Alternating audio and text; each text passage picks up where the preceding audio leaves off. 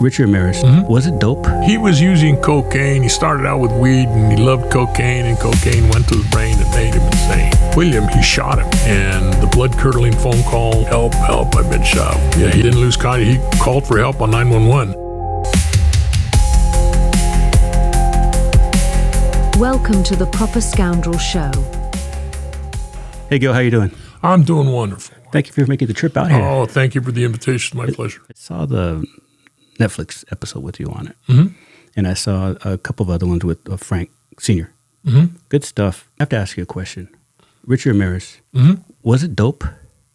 He was using cocaine. He started out with weed and he loved cocaine, and cocaine went to his brain and made him insane. Oh, my God. That's and he quit doing it, but it was cocaine that was really driving it. That would make him flip. Yeah, and plus he was a sexual deviant. You know, there is no doubt in my mind. A lot of people don't believe in it. I took 2 semesters of advanced criminal investigation, specializing in sex crimes, up at Cal State LA. Professor was Bob Morneau, who was brilliant. He was a retired FBI agent, and he talked about everything. And he had all the documentation from the Black Dahlia all the way up to modern-day serial killers and local stuff. It was just, he was incredible. And he gave me the knowledge to work the case, just identify things, something as simple as if I put a gun to your face, but not to your face so much, but to hers. It's not because I'm going to kill her, but because I want to see the fear in her face. And that fear is foreplay to their sexual activity. Yeah. And in talking to Richard as much time as I did, if you acquiesced to his commands, you survived. If you didn't, you died. And a lot of people don't know he was kidnapping kids and assaulting them, and that's because he didn't kill any of the kids during the series. And he could dominate them. They did everything that he wanted. No struggles. I found out right after I retired, I got a call from San Francisco. Through DNA, because when we had the case going on, there was no DNA. And in 2010, after I retired, I got a call from San Francisco. They had made a 10-year-old little girl up in San Francisco who got murdered, and Richard's DNA was all over her. And she put up a struggle, though, and he killed her. And so that just proved that he was into both. And we had proof over here where we initially filed probably about 5 kitty cases, and then we dropped them in the interest of justice because we already knew we had him on murders. And the only reason to keep going on the kitty cases was to show the world how ugly this guy really was, and why put the kids and their families through it if we didn't have to. We had enough on the murders. He got death, right? He got death. And he got the death penalty, 13 counts of there were so many deaths on there because for every count there's an enhancement for robbery, for gun use, for everything else. So he was sentenced to everything that we prosecuted him on. And then on June 7th, 2013, he died of natural causes in prison. Did he ever get interviewed? Like interviewed? Like after, I'm going to tell you what happened. We spent some time with him after conviction and after sentencing. We spent about 4 or 5 days with him. And we just talked openly. He was willing to talk? Yeah. And he still didn't like talking about the kids until I got him to the point where I said, hey, how many of those houses had you been back more than once? And he talked about he had been to the Zazara house where that was a double. And there was that when he talked about the Glendale house. He went back there. He talked about that one later because he really went back because he had seen what turned out to be a granddaughter just visiting Grandma and Grandpa at the Kneading house. And she didn't reside there, so he'd been there. And he mentioned another house. I don't remember what else. And I said, well, you left one out, Rich. I said, Sandoval. He says, no, I didn't do Sandoval. I said, yeah, you did, Rich. I said, because they recovered a suitcase. We had a lineup. The day we had a visual lineup for him, we also had a display, a big room over at CJ filled with recovered stolen property. I said they got their suitcase back. Their suitcase was taken the first time you were there. I said, you didn't take the second case. You didn't go there the second time. You took the kid. but the footprint was there. Mm. And he says, oh, yeah, huh? And I said, see, Rich, it doesn't piss me off. Yeah. This is nothing more than a job, Rich. I don't give a shit who you. Their father never bought me a drink. I don't know them shit. Hey, I don't know those kids. This is a job, Rich. You did your thing. I did mine. Okay, so then we talked about some kids, after that. But he asked me at the Whitney Bennett house, he said, you see where I shit? I said, you didn't shit there. He said, yeah, I did. And during the sexual deviate class, one of the signs of a sexual deviate is you go into a residence where there's been a burglary and they took a dump in the living room or in the bedroom, someplace other than the toilet. It's there. He says, I took a shit there. I said, no, you didn't, Rich. There's no shit inside that house. He says, I said, the only place there was, and before I could finish, he says, was outside next to the bush, next to the window, next to Whitney's bedroom. And I said, yeah. He says, that was me. So he was a sexual deviant. In my opinion, people didn't believe me in the beginning, and some people still don't believe that he was a sexual deviant. These things burger on cocaine. I said it was one man's doing this. Okay. And I said one man doing it. We found a shoe print on the 29th.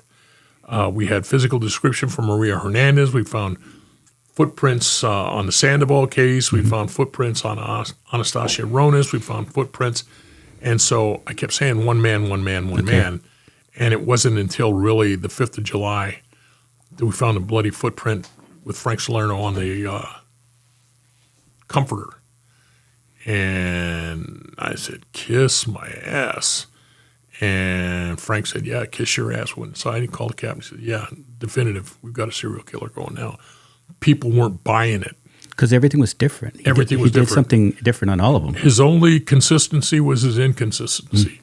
Sometimes he used guns. Sometimes he used knives. Sometimes he used blunt force trauma. Sometimes he ligature strangulation, manual strangulation, shod foot. He used a machete on one. So everything was different times of day, different type of victim, different where they were. And so you couldn't really even master file it because you didn't even know they were connected. Well, we eventually did master file it. At first, they're not connected. They're not connected. Yeah. Then you had to master file at the end. Who took the master? Who opened it? We did. You did? Good. Yeah. Good. We led it, and they were good about it. We had more of the murders than anybody else because we did them at that time. And they still do. We did murder investigation for Arcadia. Mm-hmm. And they had 3 cases out there. Alhambra. Alhambra. We did Alhambra's case. Monterey Park didn't want us. No. They were afraid. They had a chief of police out there. I want to say his name was, I'm not going to mention his name, but I think his initials were John Elder. And John, he wanted his team. He didn't like Big Brother going in there. He wanted his men to solve it, so he did everything he could. And he was stonewalling information on us. He needed the help. Everybody needed help. Yeah, he wanted his boys to do it. Come on. I rolled up on July the 7th. Right across the street from Linda Arthur's house was Sophie Dickman's house, and she was a victim. And she had been robbed and handcuffed to a bed. She pulled a bed over to the window and started yelling, Mrs. Arthur, Mrs. Arthur. This is not even a full month after George had been murdered. And she had another couple, her compadres, one was a deputy and one was a dispatcher. They were compadres. They were just spending time with her. So they went across the street and discovered Sophie Dickman had been kidnapped. And she calls me, and I go down there across the street from the house. I didn't even wake up Frank because Linda was my friend. And George and I had gone through the academy together. The 4 of us, my wife and him and Linda, we had double dated together. We were close friends. We played ball together. And so I said, I'll go by myself because she just may be going through psychological problems because George had just been murdered. She had been out some of the crime scenes with us on our case because she was working the crime lab. And I didn't wake Frank up. So I went out there, and I'm across the street from the crime scene. And there was a sergeant who's now deceased. He died of natural causes. And a captain from over there that came walking across the street, see me there, and the first thing out of the sergeant's mouth was, "What the fuck are you doing here?" And I said, "Oh, good morning to you too, Sarge. How you doing?" I said, "I'm just here visiting my friend. your informant who works for my department. I said, and she took the time to notify me, thought that maybe I should come out here and take a look. So if it's okay with you, once you're done with your crime scene and you release it, you'll allow me to go over there and take a look at it. The captain, who by this time was embarrassed, said, you don't have to wait, Gil. Come on, let's go. And he took me over there to take a look at it. It's egos, man. There's too many of those get in the way. That's a terrible situation all the way around. So you had personal relationships with some of these people. Oh, yeah. William and Emily Doy. William and Lillian Doy. On May the 9th, they were shot and killed. William was. She wasn't. She had been the victim of a stroke, so she was already incommunicative. She had to write everything down, and he raped her. William, he shot him, and the blood-curdling phone call, help, I've been shot. Yeah, he woke up, right? Yeah, he didn't lose consciousness. He called for help on 911. Mm-hmm. Well, Monterey Park released the tape, and because that makes for good news.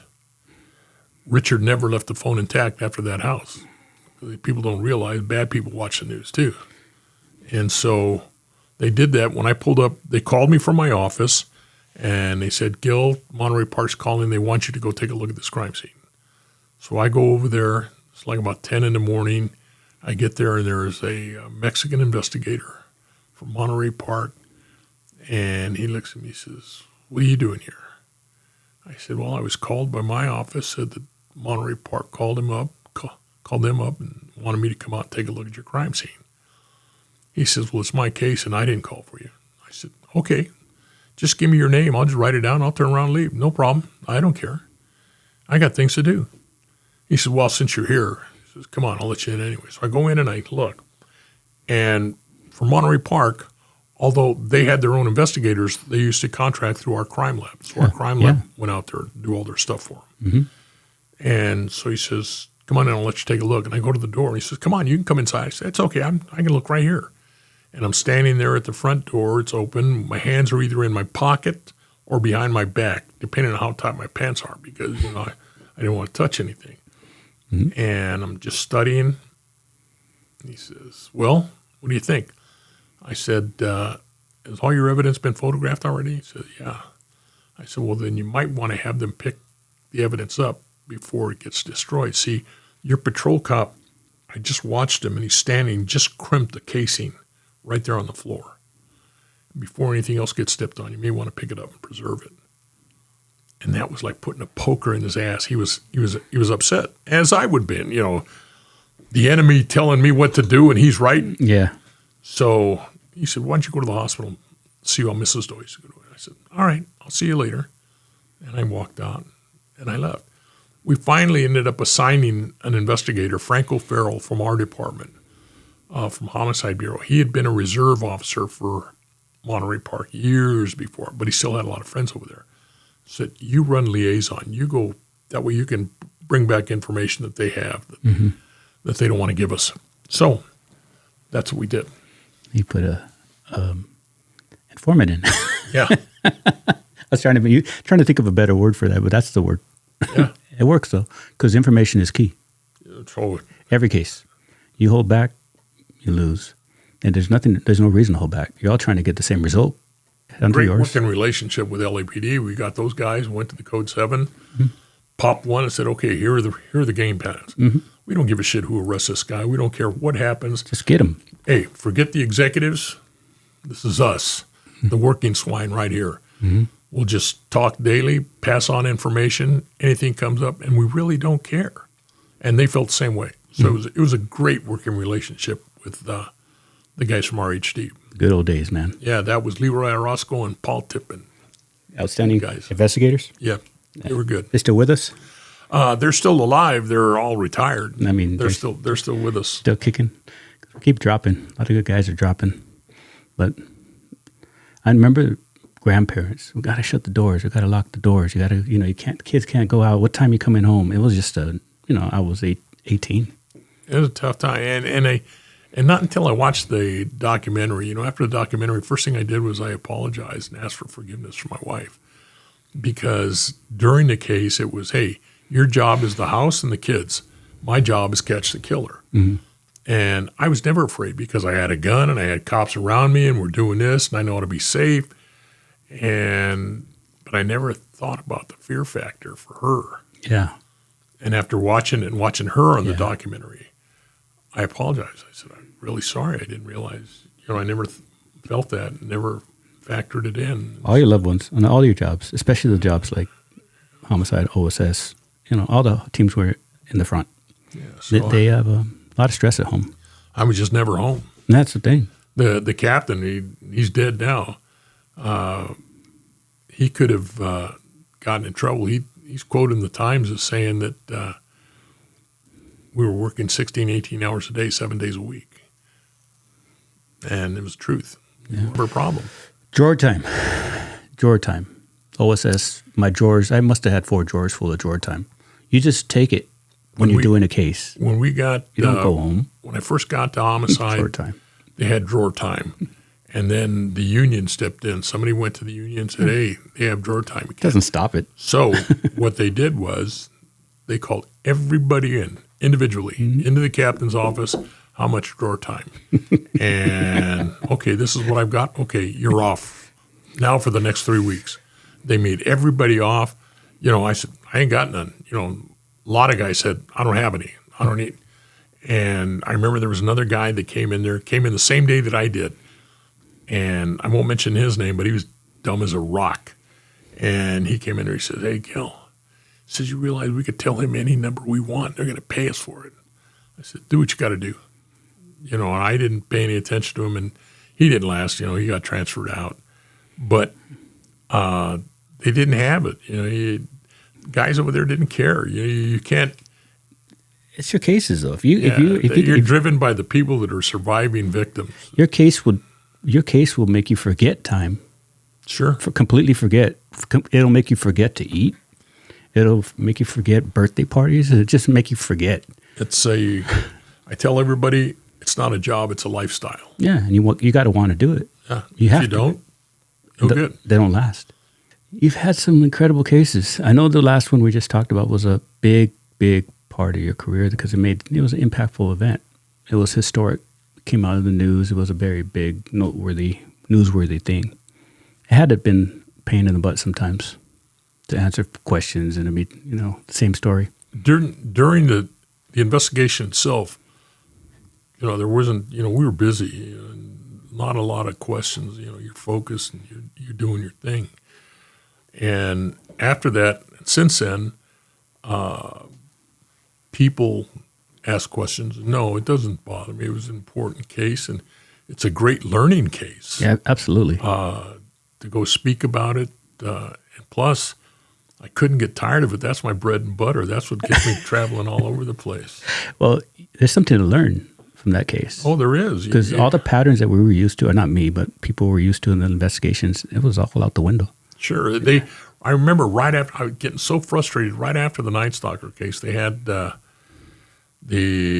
Skid Row, Southside Slayer. And it was some guy, and they arrested, matter of fact, they arrested Ricky Ross from our department. Oh, they did. They thought it was him, and it was not. They hooked him, and they checked his guns and everything else. And I remember the guy was using like a 25 auto, and he was killing strawberries over in South Central area. And then all of a sudden, a couple showed up with 9mm. And they said, oh, it's not the same guy. Not the same guy, used a different gun. This is a different guy. And I'm sitting there saying, you imbeciles, you learn nothing. You learn nothing, So it's hard, huh? Yeah, it's hard to teach a old dog new tricks. Yeah. But that one, I remember reading about it because it's a funny story. It goes, I read the Night Stalker book. I can't remember the author in the jails. It was on the inmate shelf. It was the one with the red cover, his face on the cover. And it was, you get bored early mornings, working EMs. Read the whole book.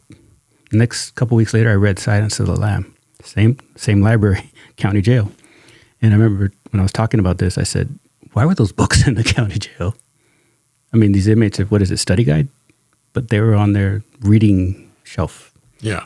The Night Stalker book had everything, but it never mentions the kids. No. My question is, I know the law enforcement, my case is, you don't want to give a lot of information. You don't want to you don't put out a lot because you want to compare and see if the story's straight. I understand how, I worked OSS for a couple of days. Is there a time and place where you should tell more? Every case is an individual case in and of itself, so there is no specific time when you have to evaluate the information that you have. Sometimes you can intentionally lie to the media to get the media out. And I can think of a case right now, liquor store on Garvey in City of Rosemary, Temple Cities area. And it was an armed 211. Two guys went in with a getaway driver waiting out in the car. They go in, it's an old mom and pop liquor store, Pop's back there behind the cashier, and give me your money, and he hits the button. And they told him, don't hit any alarm, don't do it. He hit the button, they shot and killed him. They didn't get away with jack. They ran out of the building, got in the car, and they took off. Well, news media was told $10,000 was taken. That way, the driver thinks they're ripping him off. Mm-hmm. And if we find the driver of the car, and it turned out there was a witness got a partial plate, they found the driver, and they got him to roll, and it worked exactly to his favor. Now, that information we wanted out. There is some information, even in the Night Stalker, Laurel Erickson, she got an interview with us only because she had information on the Avia footprint and said that if we didn't grant her an interview, she's going to put it she was going to go public with it. So there are times that you go out and times not. On this Nancy Guthrie case, I kept emphasizing that each time I spoke with somebody, that they don't want you to know things that are going out there, because every time your viewers, which makes your news flourish, they're clamoring for information. I said, so is suspect. Yep. I said, they're watching it, so you got to be cautious. They had, at one point in time, they put this canopy up around the front door where they were processing the porch right there, doing something behind that thing. And he says, now you see this. He says, what are they doing on the other side of that? What is the purpose of putting that up? Are they trying to duplicate nighttime? And I said, no. They would not be trying to duplicate nighttime with a white tarp with all kinds of everything open at the top.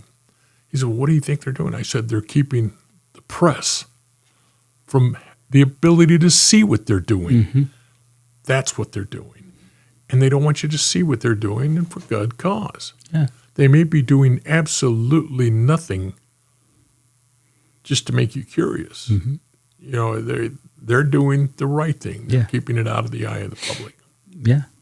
And they wanted to duplicate night. They would just do it at night. Yeah, and there's no reason for us to hold back. They're not going to hold back information that's going to be harmful to the public. But there's absolutely no reason for the public. They don't have a need to know. They're just curious. Yeah. So you do what you got to do. And I said more than one occasion that I thought they were doing a brilliant job over there in Phoenix in Pima County, just by the way they were handling the news media. That must have been hard because they were all there. Yeah, a good friend of my son's. They grew up together from kindergarten. I watched this kid grow up. He spend the night down at my house. Matter of fact, Thursday, him and about 6 other friends, a group of them, are going to be going down to Mardi Gras together. And this guy went on to Northwestern University, worked his way up, and is now the director of NBC News affiliate in Phoenix. So he calls me up and he asked me, hey, would you do something with us? And I said, sure. So I went ahead and helped him out. One day he's calling me up. I'm talking. We're getting ready. I said, got about 5 minutes, Ivan. I got to get inside. I got my grandson's playing basketball. And he's talking to me about the case. And then he says, hold on. On another phone, NBC, I don't know if it's in New York or LA, somebody's calling him saying, okay, they're hitting the house. They're doing this. They got the front road blocked off. They got the back wrong. They got tons of cops around there. Get on it, see what's going on. Okay, Gil, I got to go. He says, we've been running like this. He said, but we don't know, is that a domestic violence or is that part of this Nancy Guthrie case? So we'll get out there. Yeah. So I had already told CNN, I'm not available. You're not calling me. I'm not available. I'm going to my grandson's basketball game. And they want me at 10 o'clock at night. I said, no, I'm going to be at my grandson's basketball game. He tells me this information probably about 7 o'clock, 8 o'clock at night, 7 o'clock. Tells me, I said, okay, I go in and watch I'm just finishing up. The game had just over. We'd gone to Shakey's to get some beer and pizza with the kids. And I get the phone call, CNN saying, Gil, please, would you come down? We'll send a car down to pick you up. We'll do this, we'll do that. We just need you. Come on down. So I said, okay, I watched the game. I'm done. Let's go. So I meet me at the house. They picked me up. The information they were working on that was the day they hit the house. It was Nancy Guthrie. It was all part of Nancy Guthrie's. So I knew about it from the beginning, and now it's going out. Now they want to do something with it. And they just run behind the news. They want to put out anything. Yes. Anything. And at times, it upsets me that they put stuff out because their own actions are upsetting people, are driving fear into people outside. It's to keep it relevant, to keep it fresh. That's their job. Business That's their job. I get it, because they'll make a flash news account feed, and it'll be like, that's all, that's it. It's just to keep the people on the reel. Yeah, but it gets in the way because I see they'll get in the way. You know how it is. They'll get in the way. Sometimes they'll ask you, because I used to work. Do you see stuff? Hey, sir, do you want me to keep you off the list? Yeah, can you cut me out? They do that stuff sometimes. Sometimes they don't care. We did something that people don't know about. Every time the news, Channel 4, Channel 5, the 4 o'clock, 5 o'clock, 6 o'clock news come out, the phone banks would light up. They had to put extra phones in the bureau. We had people assigned to do nothing but answer phones and fill out clue sheets and get them out. And everybody that called in, they got a clue sheet, and we had, I think, 24 teams of 2 following clues, running clues down for us. And when we were done, we had the people call every one of them back, tell them thank you. Oh, really? Yeah. It's outstanding. Thank you for getting involved. Thank you for doing this. It may not have been your clue, but people like you helped us do this. That way they'd be willing to help the next time. Did he have anything that could have showed he was going to do anything prior? No. Nothing was like leading up. His past was just dope, pretty much. His past was just a street thug. He's just a marijuana lonely boy. Mm-hmm. He came out here and he started hanging around with people from the devil worshippers. Devil worshippers? Satanists. Satanists. The Satanists. Where was he from originally? He was from El Paso. El Paso? Yeah. And he came out here and met some Satanists, and once he started believing in Satan, the booty started getting better. And I mean the loot, the stuff he was stealing, was getting better. And he'd make the sign of the pentagram, and the pentagram would give him strength, and that's what made him tick. And he believed in it. And, everybody said, were you afraid? Were you nervous going in the first interview? And the guy's only human, and he's believing in Satanism. Satanism scares a lot of people, but all Satanism is another form of religion. Mm-hmm. I mean, you're not afraid of talking to some Hindu that believes in cows, or Buddha or anything like that. It's just, that's all it is. So his thing was just dope, and the Satanism, and then he got in the wrong crowd. But the step up, no one saw like a assault first, like he, got into something and they caught him. So what was his record before? Nothing assault? Nothing major. Well, he'd answer all our questions in the end, and he and I had I guess you'd call it a working relationship. Mm. He called Frank, my partner, Mr. Salerno, and I asked him once, I said, why you call him Mr. Salerno? You call me Gil, and you call him Mr. Salerno. Yeah, that's Mr. Salerno, Gil. He worked on the Hillside Strangler. Richard was self-taught and well-read, and he knew all about serial killers. He says, Gil, I got an ego that'll fill this room. I can tell you everything about serial killers from the time the Romans fed the Christians to the lions to modern-day serial killers. Mm-hmm. Him and Ted Bundy used to write back and forth to each other while they were in custody. Serious? Yeah. And so he was knowledgeable, and he knew that Frank had worked on the Hillside Strangler, so he was awestruck. Frank was a star to him.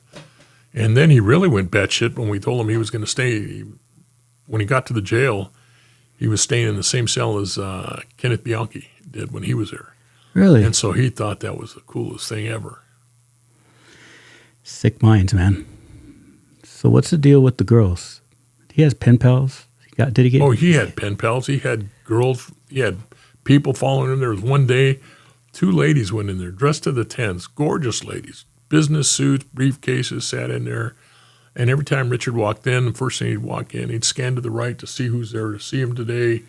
And then he'd turn back around and he'd pick one out of the herd, and then he'd go sit down. And when he was on his way out, he'd go directly to her. And these 2 ladies were sitting right on the edge of the bench, and I got a phone call. So I went over to the bailiff's table, and I'm saying, I'm looking at this. And as he goes walking by, he's looking right at her with a big smile. She looks at him, and she blows him a kiss. Oh, my God. And I'm sitting there. I'm saying, holy Jesus. There was one little Filipino girl that used to go. She was there every day for preliminary hearing. And, God, I can't remember her name right now, but I can still see her. And I said, whatever happened to her? He said, she used to come down and visit me, but then she stopped. She was trying to talk me into going back to Catholicism. She was a Christian lady. She was a Catholic and tried to talk me going back. And I said, and?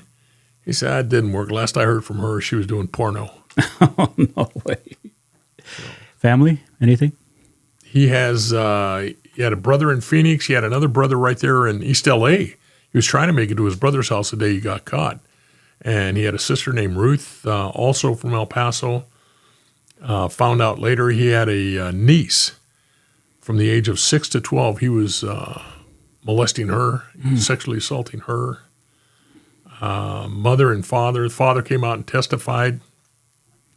At that time, I had a book of articles. Every time an article came out in the paper, put it in a book, kept it as log. And so Daddy came out here and said that he had seen his son in April. He came out for a baptism.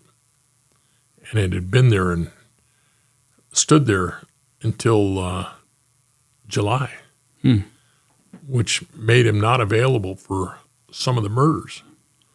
Came out and he testified to that. And so I found an article in the paper after Daddy testified. I found an article in the paper where the reporter interviewed him the day after Richard's arrest, where he said he hadn't seen his son since a baptism back in April. He was here and now he's gone. I don't know anything about what's going on over there. So I called up the El Paso Gazette, whatever paper it was, and they said, oh, he left. He doesn't work with us anymore. Where did he go? He said, well, he went to Miami. I said, okay, thank you. I called up information. I said, give me the 2 biggest newspapers you have in Miami, and they gave me one. They gave me 2 of them. I called up the first one. I said, please don't think I'm crazy. I'm a detective. I'm trying to locate this reporter right here and just want to talk to him. And he said, well, yeah, he's here. You want to talk to him? So he got on. I said, do you remember interviewing this guy? Oh, sure. That was a big case. I remember doing that. I said, you ready for a vacation to L.A.? And so we flew him out here, put him up for a few days. He went up there and rebutted everything that Dad had just said. Oh, really? Yeah. Nice. Good work. Yeah. Good work.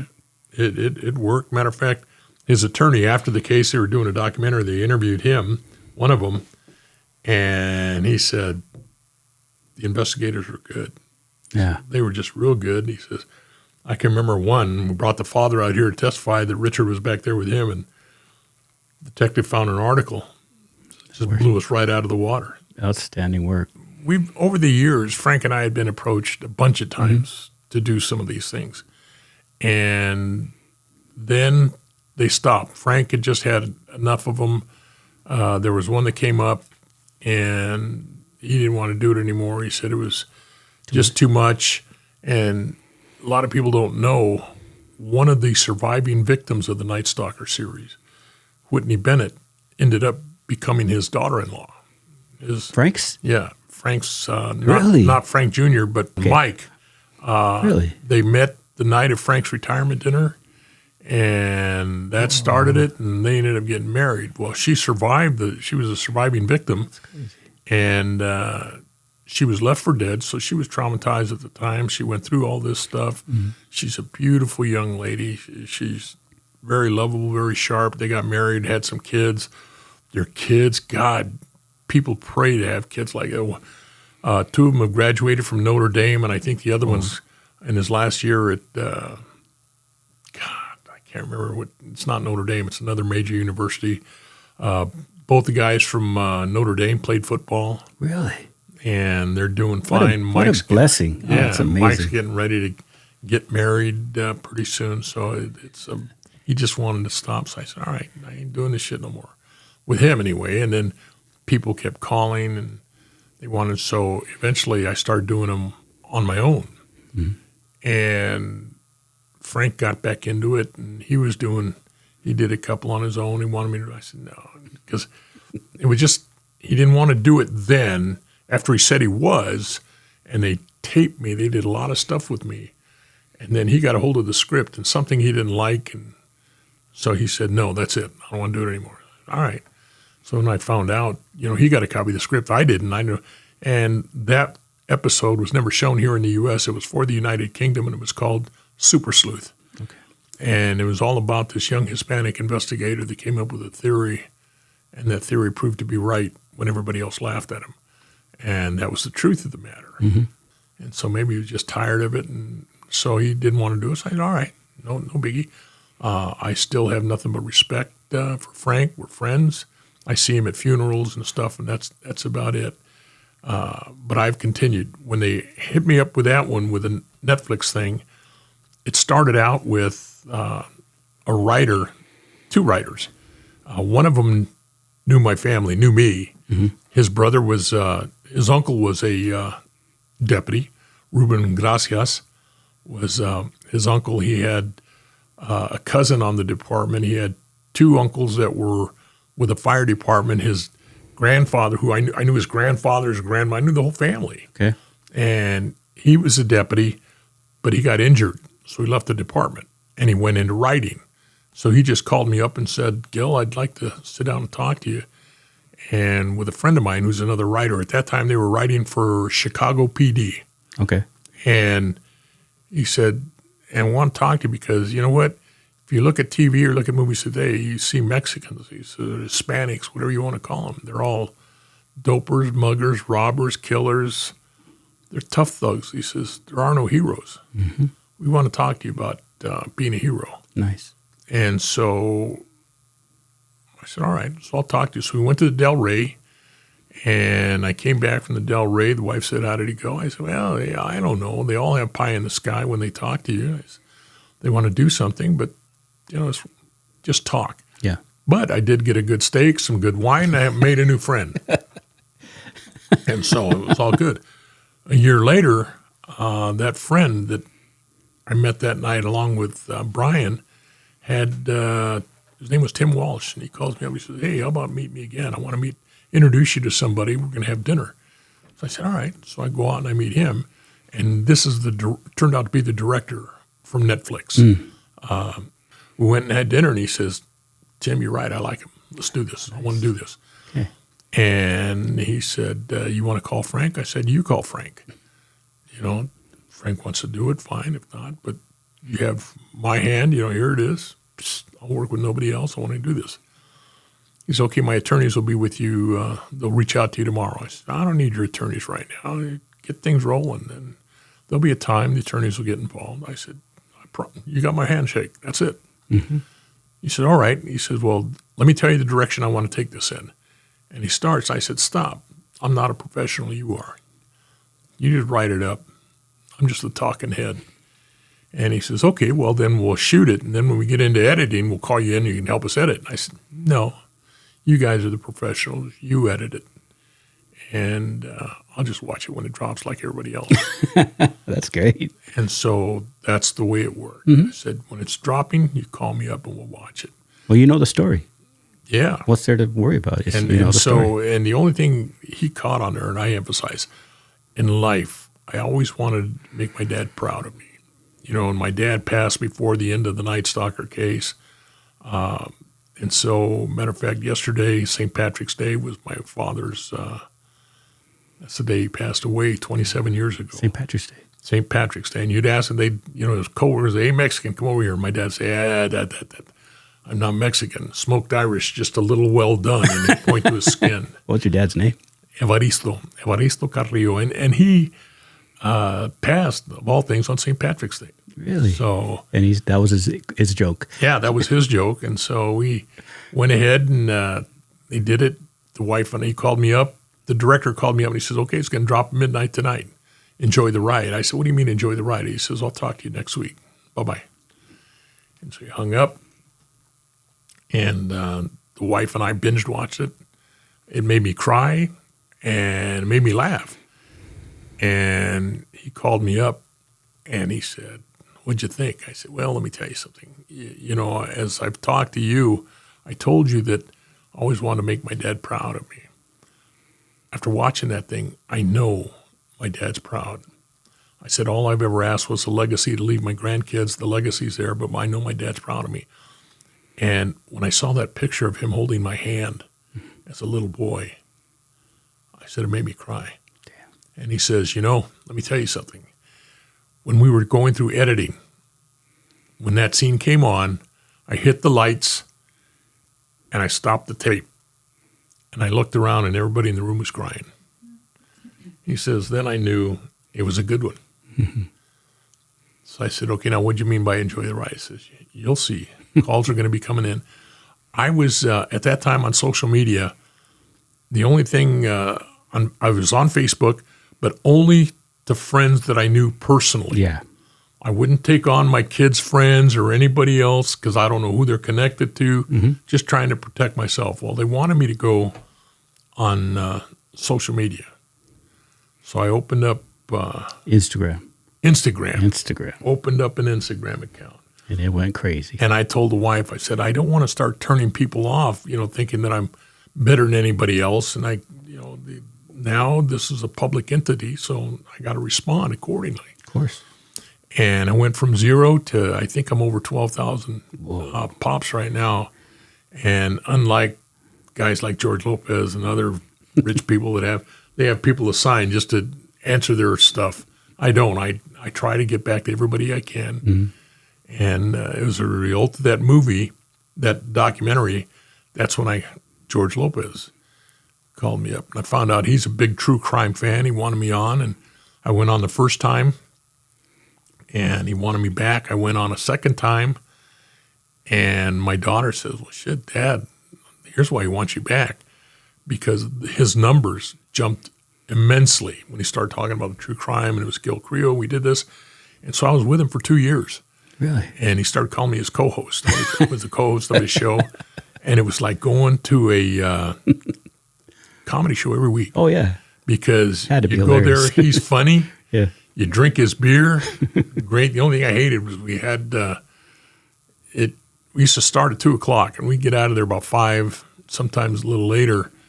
But it's bumper to bumper traffic from Burbank all the way back to San Gabriel Valley. I hated it. Going over there wasn't bad, but coming back, I hated it. So yeah. And about 6 months before the show ended, he said, why don't you take the show?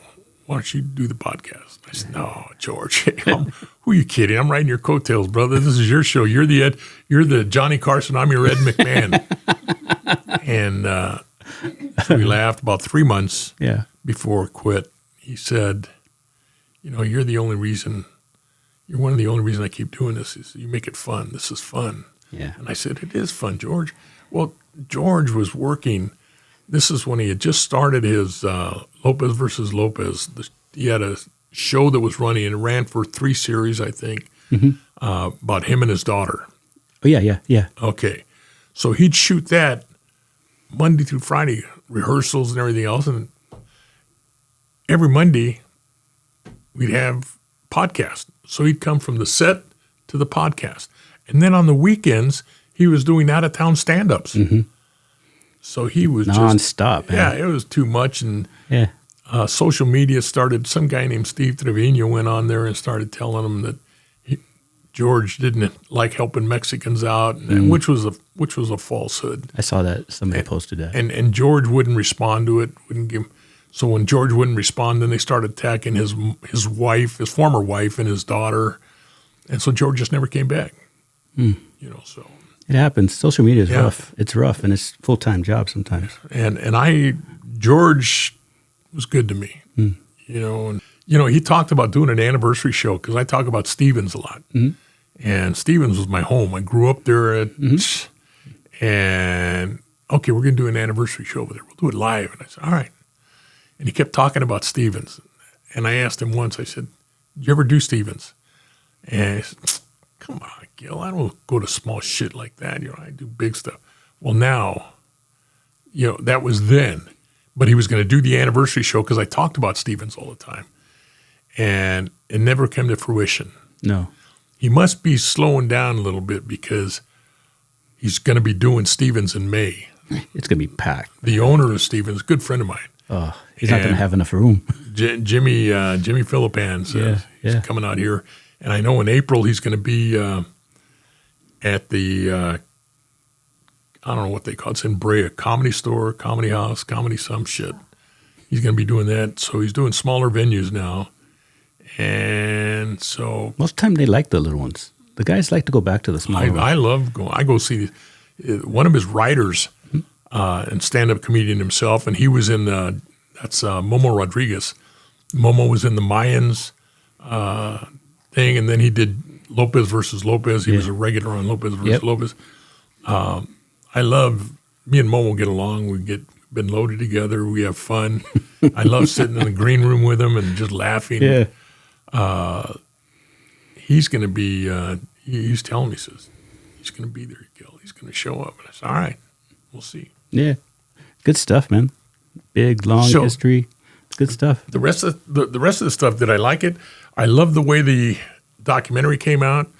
They wrote another documentary, somebody else came out and wrote a series. So they had the pilot done. All they needed to do was assign the actors. And this started, we're in 26, so they had it all done in 25. Christmas of 24, they had it done. And Netflix said, okay, listen, we'll look at this. We'll go at it in January. He says, Gil, they love it. They want to do this. We just pick out the actors, and they're going to go ahead and shoot it. Get them a pilot. And then they'll most likely buy it themselves, but if not, we'll stream it out. I said, all right. And then they came up with Jeffrey Dahmer. Somebody got to him with Jeffrey Dahmer. And he says, Gil, they put us on the back burner. They shot Jeffrey Dahmer. And all right, nothing ventured, nothing gained. I don't care. And now I just heard, I didn't hear, they called me up, sent me a text message that the guy that first got me together, Brian Gracias, the writer, him and this other guy, Alfredo Barrios, he wrote the series thing for the pilot. And Brian sent me a text message, hey, I'm with Alfredo, and we want to get together with you. We'll do it at the Del Rey again. So I'm saying, shit, maybe they got something else up their sleeve. And James Franco has the rights to the book. Really? He wanted to do something on the Night Stalker, and we started hanging together for a while. Met my family, my grandkids. He wanted to meet everybody, and then he changed his mind after spending so much time with them. Now he wants to do a big screen movie about me. Really? Yeah, and so he says, write a book so we can have a screenplay to go by. And I ain't into writing. He said, we'll get you a ghostwriter. I said, I don't give a shit about that stuff. I don't. It's not like I need it. My ego isn't that big. I don't care. I'm happy. Give me something to drink. Give me a burrito. So you were gang homicide? Yes. So who was your lieutenant? Barrett Fitzgerald. I don't even know that name. Oh, a big, tall guy, looked like Jerry Dumpy, an old news reporter. Silver hair, white guy. Yeah. He's a good man? Oh, he's a great man. Oh, yeah. Great man. I remember I was working PMs out of East L.A., and I had a rookie. And right out of briefing, gunshot victim on Humphreys and Floral. I went out there. It's a murder. We had just gotten this new yellow tape, crime scene tape, and now log signing brand new. Went out there, put it up, got around. My watch commander at the time, and I won't mention his name, but I didn't like him, and he didn't like me. And if I'd have to sit in on the dispatch table once in a while, he'd come by, and I saw him at the window, and he's going like this. He's moving his hands like he had a pole, imaginary pole. And somebody said, "What are you doing?" He said, "I'm just poking sticks at Gil Carrillo." Oh, no, he didn't. Oh, yeah. He was that guy. Care. He didn't care for me, and I didn't care for him. So we get out there, and I'm just, like you do at any homicide scene, just standing there waiting for Homicide to get there. And he drives up. I said, "Excuse me, Lieutenant, you want to sign in?" And he looked at me and says, "Need I remind you, Deputy, that I am the watch commander and I do whatever I want and I ain't signing no papers?" I said, "Yes, sir." So he goes on in, across the tape, and he's looking. Here comes Homicide. Barrett Fitzgerald, Sergeant. He was an investigator then. And he comes up and he says, "Hello, kid. Barrett Fitzgerald. Call me Fitz." And I said, "Yes, sir." He says, "I said, call me Fitz." I said, "Okay, Fitz, Gil Carrillo." He says, "Tell me what happened." I said, "Well, I was at briefing. I did this. I come out here." And he said, "Wait a minute, hold that thought. Who is that in there?" I said, "That's a watch commander." And he says, "What's he doing?" I said, "I don't know. I asked him to sign a login sheet. He, in no way to clean it up, told me that he reminded me of my position as deputy and him as watch commander, and he did whatever he wanted. He's the boss." He did. "I'll be right back." And he goes in there, and as you well know, Homicide takes over. So he goes over there, and he comes up to the lieutenant, and he says, "Excuse me, Lieutenant, Sergeant Fitzgerald, Sheriff's Homicide." And he says, "Oh, how you doing?" He says, "Do you mind me asking, what are you doing in here?" He said, "Well, I just want to come check out the body and see if everything was all right." He said, "Well, do me a favor, would you?" He says, "Get on the other side of that tape and check from out there." And the lieutenant turned beet red, turned around, stormed, and went. And I'm saying, yes, yes. Yes. This is their job. I go home that night on a whodunit murder. I come back the next day at 3 o'clock car. I see him and his partner, Jack Fuglin, same clothes. They've been working all night long, and they're still busting it right there because there's stuff to do. They solved it. And I'm saying, when I grow up, that's what I want to do. That's just giving me chills. Yeah, and so awesome. It was badass. That's it. That's the point. That's all I want to do from then on. So I just Amazing. worked. Today, even then, it took a minimum 15 years to get up there. 9.5 years, I got a phone call and they said, "Hey, you want to come up work Homicide with us?" Yeah. And they had a gang homicide team they had started, so they want me to go work their gang homicide team. And Barrett Fitzgerald was now Lieutenant Fitzgerald, and he was my boss. Damn. So it was, God, it was so The great. dream come true. Yeah, it was. I remember they called me up from the station. They said, "You're transferred." I said, "What do you mean transferred?" He said, "Yeah, you're going to Homicide. It just came out." And I said, "Shit." And I screamed, and the wife came in there, and she says, "What's going on?" I said, "I just got transferred to Homicide. I'm going to be a homicide cop now." She says, "Really? When?" I said, "I don't know." So I called back, and the lieutenant answered. He said, "Well, fat ass, I was wondering how long it'd take you to get back to me." He said, "Call up Lieutenant Fitzgerald at Homicide Bureau, and he'll give you instructions. That's hilarious. It's effective Sunday morning." Nice. I said, "Okay." So I called up Fitz, and I said, "Lieutenant Fitzgerald?" He says, "It's still Fitz." I said, "Fitz, I'm going to your team." He says, "That's what I hear." He says, "I'm happy." And I said, "My first day is Sunday." He says, "Well, don't come in Sunday." He says, "Nobody will be here." I said, "All right." I said, "I'll be there Monday morning, 8 o'clock. He said, "Well, don't come in that early because nobody will be here yet." He says, "Mosey on in about 9, 10 o'clock. And that started and when I got there, I thought, oh, they're going to shit all over me because I'm a new kid. I'm a rookie, didn't pay my dues. You know, they expect more time. And Louis the Hat Danoff, who was there, he sat me down, pulled me off by my side, off alone. Just him and I sat me down. He says, "Sit down." He says, let me give you this information. He says, "You are now assigned to Sheriff's Homicide Bureau. And Sheriff's Homicide Bureau has a reputation of being good, thorough investigators. No nonsense. We have a vested interest in you now. You will be good. You will ask questions up here. You will do absolutely nothing on your own because you think it's the right thing to do. You'll ask questions. And if you don't ask questions and you fuck it up, you'll be gone.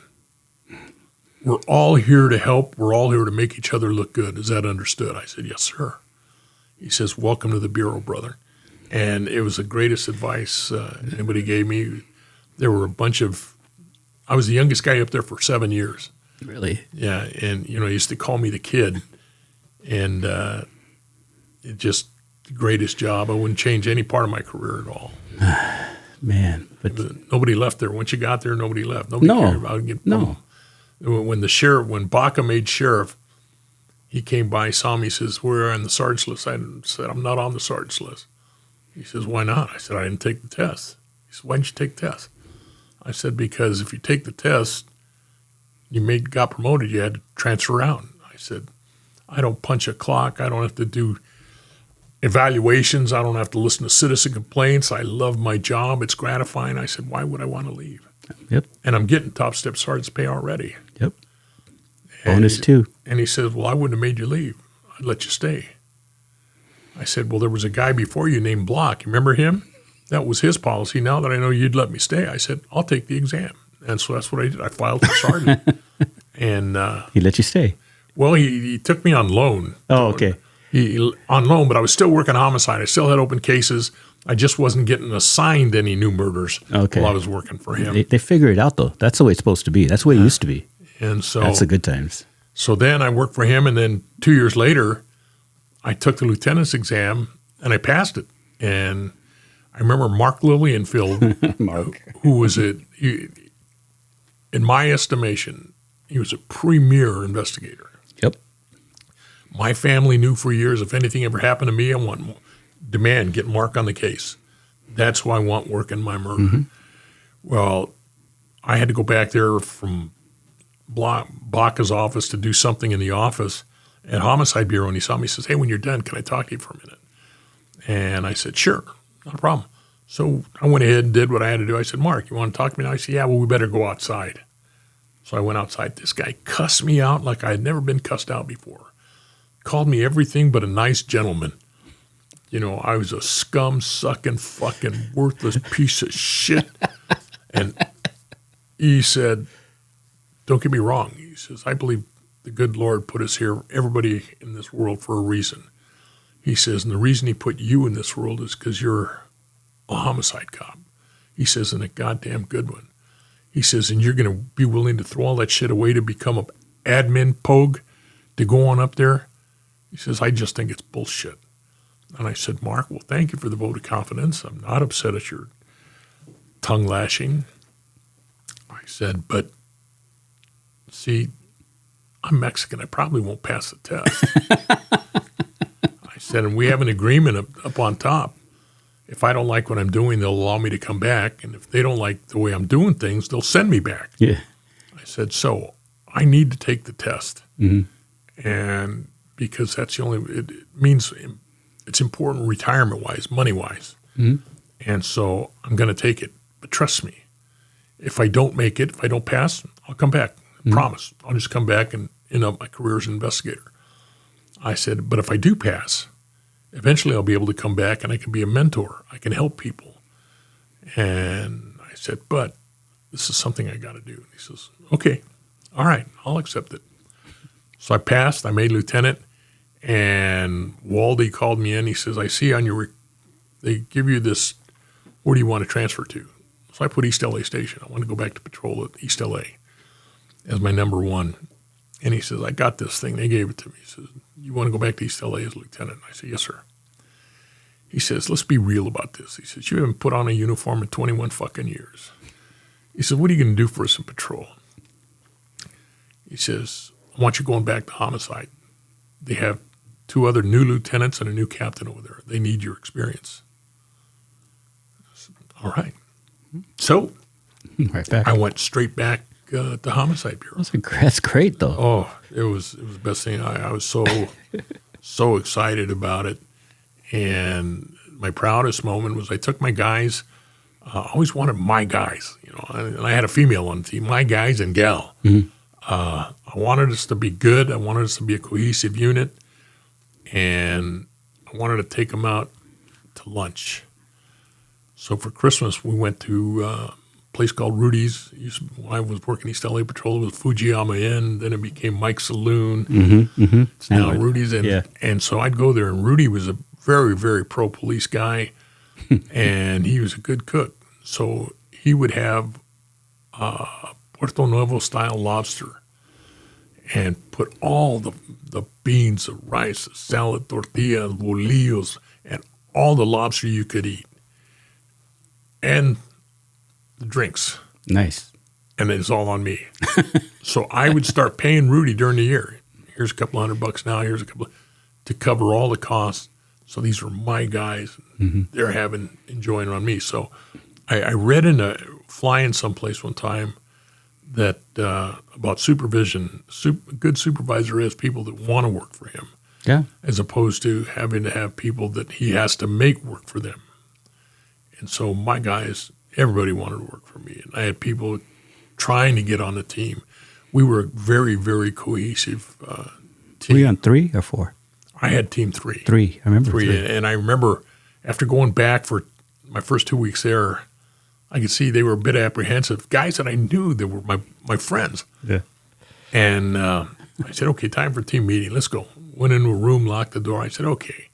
I said, I'm not that dumb. I said, I can see you guys walking around with your heads, down, and you're apprehensive.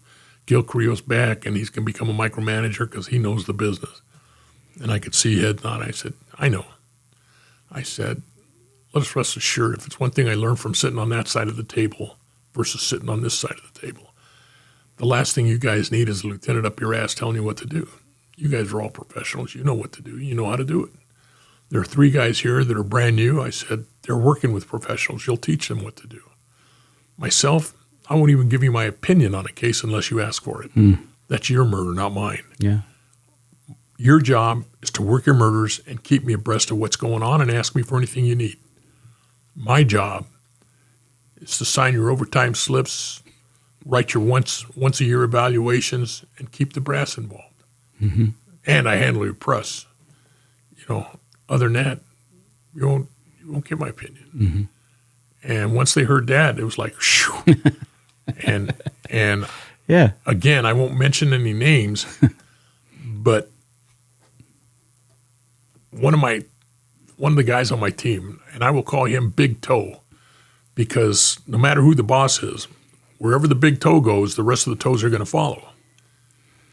He was my A/ when I was off, and he says, hey, you realize that my trainee and I, before he came on, I had already put his the slot open for him.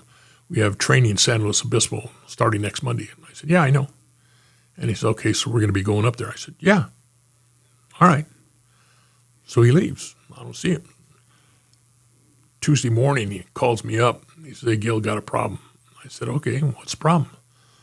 He says, last night we got really thrashed. We got really wasted. And I said, okay. I said, so what? He says, well, then we got in a TC.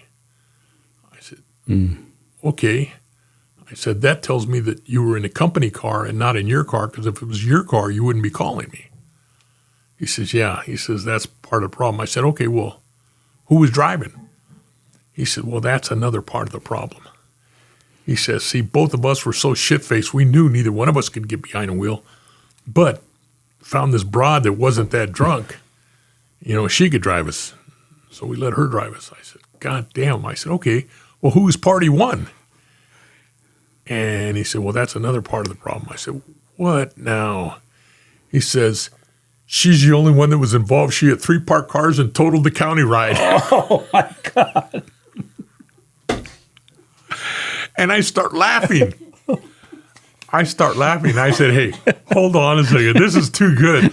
I said, I got to talk to, there was a guy right next to me, Joe Hartshorn was the lieutenant. Oh, I know Joe. And I said, I got to run this by Joe. I said, I'm too new. This is above my pay grade, brother. Hold on. And he starts going, no, don't tell him. Don't tell him. He said, we're just messing with you. Oh. He says, we just wanted to find out how you were going to react. At least you weren't cussing me out and all pissed off. You were laughing. I said, hey, it wasn't my ass that was going to be fired. So that's the kind of guys I had working with. That's awesome. That's integrity check. I got those. Hey, I'm drunk. Pick me up, and then hang up and call everybody on the team. Yeah. Just messing around. I just wanted to see if you'd come and get me. My partner for 5 years. They split us up. They said, okay, you two guys are too much in love. It's time to get a divorce. We got 2 trainees. We need to split you up for new trainees. Yeah. And I said, okay. So I'm out and about. I'm with my wife. My old partner, he's first up. He's on call. And no, I'm on call. I'm first up. And he calls me up probably about 6, 7 o'clock. I'm with the wife. And they partner. And I said, what is it? And he says, hey, I got my partner here. He says, he's all fucked up. And he wants to talk to you. And I said, okay, put him on. So he puts him on. He said, hey, so it's Gil Carrillo, the man, the myth, the legend, Gil Carrillo. And he's too good to come out and have a drink with his partner and his new rookie, Gil Carrillo. What the fuck's wrong with you? You won't come out and have a drink with us. I said, no, partner, I can't. I'm first up. That's what they say, Carrillo, first up. I said, sorry, brother. I said, put Frank back on the phone. So he puts him back on the phone. I said, hey, partner, come on, man. Get this guy some food. Get him some food. You need me to go pick him up? I can't, don't let this guy go. Like he said, partner, I just already fed him, man. He's still, he's gone. We're going to hold off a while. We'll make sure he gets home all right. Yeah. And don't worry about it. I'll talk to you tomorrow. My wife says, who's that? I said, those are my friends. I said, those are my friends that are just calling. And I love calls like that. It's fun. I up until probably about 2 years ago, I'd still get drunk calls in the middle of the night. Yep. My wife says, who's calling you now? I said, it's just so-and-so. And I said, hey, they're thinking about me. Yeah. They're drunk. They're wishing you were there, bro. Yeah. They're wishing you were there. That's for sure. And I was wishing I was there. I love those calls because I get them from my guys. We're here. Get over here, stupid. I'm like, man, it's 3 o'clock in the morning, bro. You need to go home. I don't know how you get in there, but you know how it is. But those are great times. Yeah. Great guys. You get on those teams where you're brothers. I just remember anybody that ever wanted to go to Homicide or any unit like that, I was just never forget where you came from, and you'll get along with everybody. Absolutely. I've never forgotten where I came from, and I remember having young rookies out on the streets, and some lady recently came up to my wife and myself, and looking at them, I was at Lucille's restaurant, and a few tables over, and I told my wife, I said, that group of people over there at that table, they're cops. And she said, well, how do you know? I said, well, I keep looking, and, I recognize, I think I recognize them, I'm old, but I think I want to remember them. Familiar. And as they go walking by, one lady stops, and she says, excuse me, she says, I hate to bother you. She says, you don't remember me. This was way back when, and I was a rookie patrol deputy, and I got my first murder. And I remember I was so scared, and you were there. And I didn't know how to. I was nervous. I wanted to drop everything. And my wife says, and he reached into his pocket. And she said, yes. He reached into his pocket and he gave me a sucker. And for those people that were young and, hey, here, take this. We all started out where you are. Just relax. You're just going to tell me a story. Yeah. Hey, it's your first one. This guy doesn't know much more than you. Yeah. Just calm down, because the way you are, you're really no good to anybody. But you calm down, become my friend, tell me a story, everything's good. And we did. She says, and he knows the best advice anybody gave me. She said, and I'll never forget him for that. Yeah. So it's nice to hear that, I treated somebody decent once in a while. Yeah, there's a very good friend of mine, Mike Beltran. And Mike, everybody knows him, world-renowned mustache referee now, big old bigoton with that thing down there. And we bump into each other. He's a good friend. I emceed his birthday party. He turned 50. And he told a story. We saw each other in the doctor's office, and he was telling a story to somebody right next to me. He says, see this guy right here? He says, this guy was the best, and he wasn't afraid to hand you your ass in your hand if you needed it. He says, all I remember is I was there. I was a rookie. I was a boot. And he said, okay, come here. So let's go outside. Let's talk for a minute outside. And I have no idea what I wanted to talk to him about now. He said, but he just straightened me up. Didn't do it in front of everybody. He just, hey, come on, this is what you want to learn. It's what you want to do. So you try to do that because those are the homicide cops of tomorrow. Yes, absolutely. Stay humble. That's hard to do when you rise to the top like that. But people like you always did. You had a standard. You had a standard, and I watched you because we like I said, we aspire. Well, thank you. And there's a lot of examples I could point out, and I have many times on my show. Like I always mention Liam Gallagher. I always mention Dwayne Harris. You know, yourself. That you guys are good guys. You guys are legends. Oh, thank you. And that's what I gave a lot of credit to. That kept me out of trouble. Because the examples, if you use those examples, the good examples, you can stay out of trouble. I remember the sheriff, Los Angeles County, Lee Baca, telling me he wanted me to study because I was studying for the sergeant's exam. And he says, I want you to study. He says, study hard. He said, you've had more fun than most on this department. But retirement's much better at lieutenant's pay, and you need to make a sergeant before you can make lieutenant. It's outstanding advice. And I said, thank you. Thank you for telling me that. And I said, I am studying. I said, and who am I to correct the sheriff? I said, you said I've had more fun than most. There ain't nobody who's had more fun on this department than me. Yeah, I remember you would MC the boxing matches. Yeah. You know, I know a good friend of mine, David Infante, always talks about you MC'd his first match.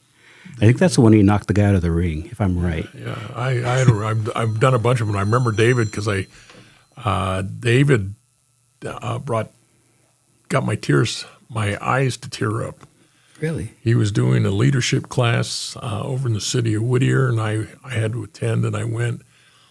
And the premise was you sat down in groups of about 5 or 6 at a table, and you had to identify characteristics of a good leader. And he says, and then you have to identify top 4 leaders. Okay. In your group. Okay. So we did it, you know, and there was education and this and that. And at that time, it was General Schwarzkopf, the African-American general that was Powell. Yeah. Powell, George Washington, and who knows, Abe Lincoln, I don't know, remember. And then we took a break, and you're going to come back, and you can identify who your leaders were. And we took a break, and David came up to me, and he says, what'd you think of our little exercise? And I said, that was all right. And he says, did you get the leaders that you wanted? And I said, well, you know, there's one that wasn't up there that, in my mind, would have been up there. He said, who's that? I said, my dad. Oh. My dad was everything. He was the wisest man I've ever known. He said, and all I ever want to do is make him proud. He did something right. And he says, well, why didn't you mention him? I said, because he didn't have a formal education. He didn't have these characteristics that people were looking for. He says, no. He says, but you know what? That's the answer we're looking for. It's true. He says, fathers, mothers, teachers that made an impact on your life, that guided you to where you are today. And he said, can you tell that story when you get back? I said, no, I can't. I said, I can't tell the story. I said, I'll get emotional. He said, do you mind if I tell it? I said, no. So he did. And we've been good friends ever since. Dave is the man. I sat in the car with him. We were partners at Get. We had a blast. And he's such an honorable person. Very, very... Very humble himself. Very humble. Oh, my God, humble. He's almost overly humble. Because I tell him sometimes, you got to admit you did great, David. No, I didn't do this. I didn't do that. But those are the kind of guys that I, again, surround myself around. Before I forget, before we go any further, Vic Iniguez said to give you his regards. Really? Yeah, I was with Vic's down my house, I guess 4 days out of the week. Vic's good dude. And I love him like a brother. A few years back, I was going through some medical issues, and I was falling. I was passing out. They were calling paramedics. and him and his partner were there, Juan Macias, and him and Juan became like my stepchildren. Really? They everywhere I went, they were with me like bodyguards. And if I had to go to the restroom, if we were out at a game, if I went to the restroom, they'd get up right outside the door. I mean, they would everything. Oh yeah. Unbelievable. When they last year, I went through some December 24, some real medical emergencies. Oh no. And Juan's wife, Gina, I could hear her. I was in the bedroom, and I just hear Gina's voice saying, they rolled code to my house, and paramedics and fire, everybody was there, and I hear Gina's voice says, Pearl, where is he? She says, in the bedroom. I didn't even have clothes on yet, man. I was in my calzones. And she says, get out of my way. And she went in there. She got me dressed. She helped me get dressed. Yeah. Good. She is, as we'd say, and I can say it on podcast, she's badass. Yeah. She really is. Oh, yes. Powerful woman. She's powerful. She probably kicked the shit out of her husband and Vic. And she came in. She helped me out. And Vic and his wife drove my wife to the hospital. Well, they took me in an ambulance. And I woke up. Vic was right there. See? So it was. Those are the people, like a David. Yeah. Always tell Dave, one of us is going to carry the other one. You don't break those relationships. And they can spread, like I don't see him for a year. I don't see him for 2 years. But the day I see him, it's like the first day. My son, we're so close. My grandson had an injury to his leg, and he jumped out of the car too quick. Him and his brother were racing to see who could get in the house first.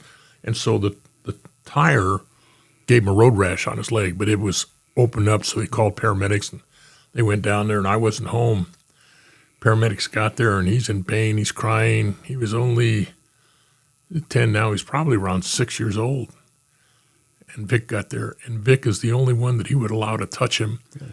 And Vic, the paramedic said, here, they gave him the gauze to wrap my grandson's leg. Okay. That's how close he is to my family. That's trust. They trust him. That's amazing.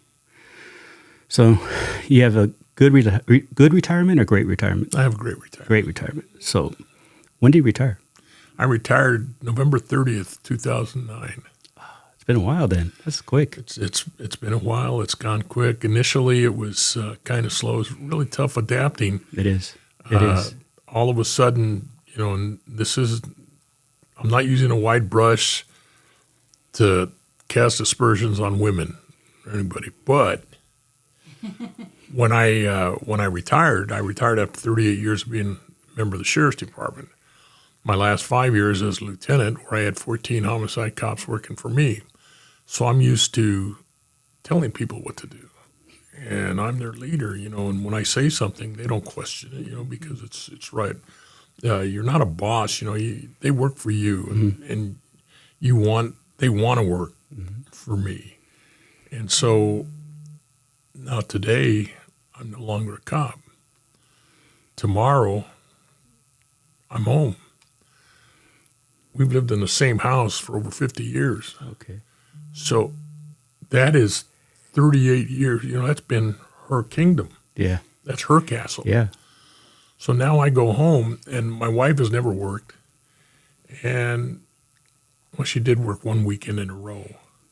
That was it. And so I go home, and she says, the house think you want to change the color of the bedroom? I said, yeah, we got to paint this color. No, not that color. I know what color I want. Oh, okay. Well, you know what? I want to buy this over here. Oh, okay. Well, we can get that. No, not that.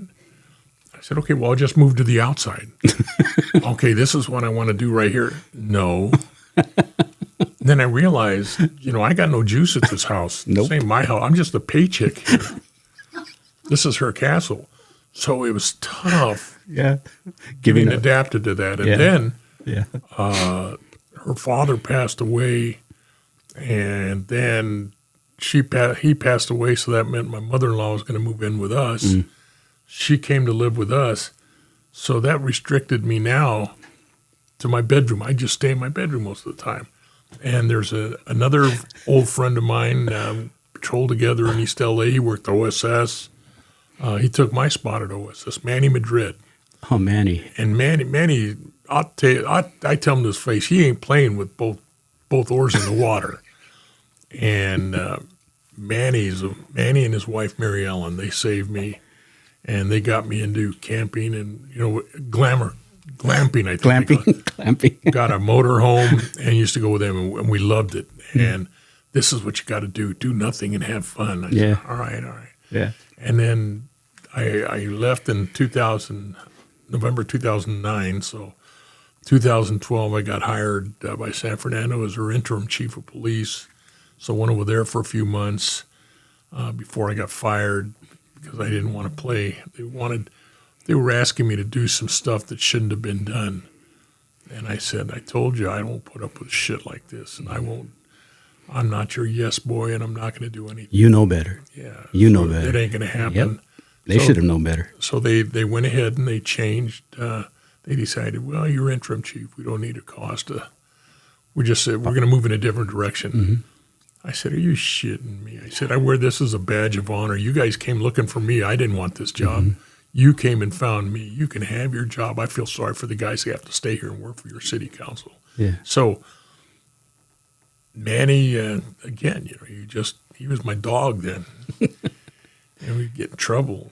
Then as time went on, then the interim chief of police, and I got jobs here, and I was still doing a lot of public speaking. So everything's worked out, and I turned out. I remember the day I got fired, I was being recruited. They had offered me a job. They had talked to me, some guys, about being head of security over at Dodger Stadium. And that sounded like fun because, I'm a big-time Dodger fan. And so I went down. My wife met me. We were going to the Dodger game that night. And Miguel Valderrama, who's an old-time cop there, he says, hey, Gil, he says, hey, the boss is here. Now's a good time. Remember I told you about this job? It's opened up. He knows you, and he really wants to talk to you. And I said, okay, that sounds good. And then I looked at my wife, and she looks at me. She said, really? You just get fired right now, and now you're going to go talk to somebody else about another job already when we're supposed to be here to watch the baseball game? I said, well, maybe tonight's not a good night, Mike. And so I never did go back, never talked to him, and God bless him. Still love the Dodgers. We're all there. It's all deputies working security there. Yeah, there's a bunch of them. I see them all the time. Bunch of them. They came in here, and they tell me, they love it. Something to do. Even the guys in with the Blue Meanies with LAPD, I have friends over there. Hey, Gil, come on in, let's go. And it's it's cool. It's really good stuff. It's good stuff. Do you miss the job though? Oh yeah, I still miss the job. I 6 months after I left the department, first off, Sheriff Baca was upset when I was leaving. I was number 3 in seniority on the department. He was 1, Larry Waldy was 2, and I was number 3. Really? And he said, told him I was going, and he said, you said you'd stay as long as I did. And I need you, Gil. I said, I'm not a yes man. Mm-hmm. You need yes people. I'm not a yes man, boss. You saw things changing? Yeah, well, they wanted, at that time, they were spanking you for playing around on the computers. You send dirty jokes and stuff like that. Yep. So I said, I get it. That's policy. I'm a lieutenant. I'm supposed to supervise them. And if I get caught, shame on me, and I'll get in more trouble than my subordinates. So the first thing I did was I told the guys, I said, hey, don't send me any of your garbage. I'm not going to be the computer Nazi. I won't do it. You guys do what you want to do. I'm not going to turn you in, but don't get me involved in your shit. And I'm not a prude. If it's that good, send it to my personal computer at home. Don't send me stuff here. Yeah. And I said, so I understand policy. I said, but at the same time, we were asked at Homicide, the captain there said, I want you all to learn that the executives would like us to go to 0 overtime here at Homicide. And I told him, I said, that's impossible. I said, we're not a reactionary, we're not a scheduling force. We're reactionary. We don't schedule murders. They come up when they happen. And I said, what are you going to do the first time 2 deputies went up there and said, hey, my 8 hours are up. Time for me to go home. Sorry, man, we'll be back tomorrow. He says, they'll be rolled up by the next day. Mm-hmm. And I looked at him and I told him, I said, you can't do that. Sounds good, but you can't do it. Yeah. So at the end of our staff meeting, he just said, okay, well, I'm asking the staff to work on a schedule to come up with 0 overtime. And if there's a problem, just keep in mind that lieutenants can be rolled up too. Whoa. I said, all right. Knowing in my mind and in my heart, he didn't have the juice to roll me up. Because I was lieutenant. I had just left the office of the sheriff working for him.